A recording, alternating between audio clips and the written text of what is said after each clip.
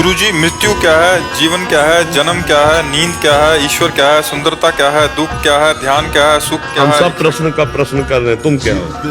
मैं इस शरीर का सारथी बना हुआ हूँ। ये सारथी कौन है? मैं कुछ नहीं हूँ। क्यों मैं अपना परिचय क्या दूँ? मैं कुछ नहीं हूँ। तो भी प्रश्न ही नहीं बनता ना। कुछ नहीं से कोई प्रश्न होता है भाई? कुछ नहीं से कोई प्रश्न होता है? प्रश्न करता तो बने हो ना, तो कुछ नहीं प्रश्न करता।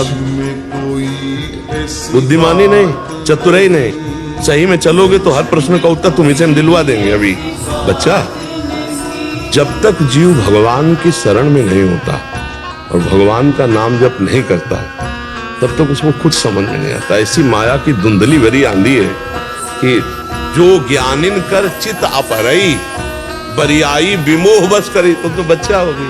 जो ज्ञानी महात्मा है उनकी भी आंखों में धूल झोंक कर उनकी तपस्या अपहरण कर ले जाए, ऐसी माया भगवान की विचित्र है। हम पहले स्वीकार करें कि हम भगवान के अंश हैं। मानते हो अपने को? तो आप कुछ नहीं हुए नहीं बोलोगे। आप क्या बोलोगे? मैं भगवान का हूं। भाषा बदलो।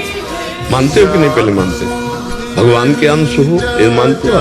क्योंकि ये शरीर तो एक मनोरथ है, इसको चलाने वाली बुद्धि है, और इस शरीर रूपी रथ में बैठने वाला जो है रथी, वो भगवान का अंश है। तुम सारथी नहीं, सारथी बुद्धि है, मन लगाम है, इंद्रियां घोड़े हैं, शरीर रथ है, तुम बैठने वाले। बैठने वाला कौन है?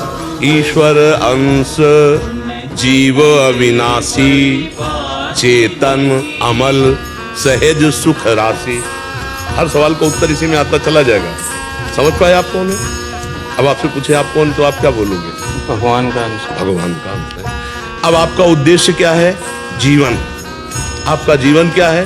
भगवान को जान लेना या अपने को पहचान लेना। 22 साल से इस कमरे में अपने को एक सेकंड भी नहीं मिला, नहीं मिले ना अपने से। बढ़िया उत्तर दे रहे। इसी को जानना जीवन है, और इसी का ना जानना मृत्यु है।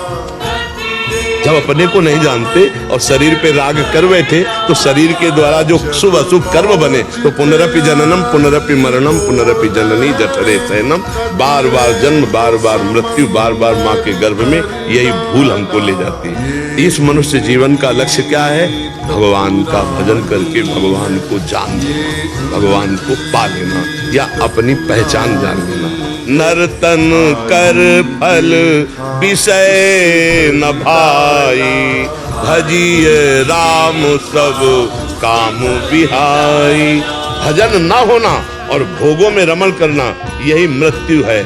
जिन हरि भगति हृदय नहीं आनी, जीवित सब समान ते प्राणी। जीता हुआ मुर्दा टहला है।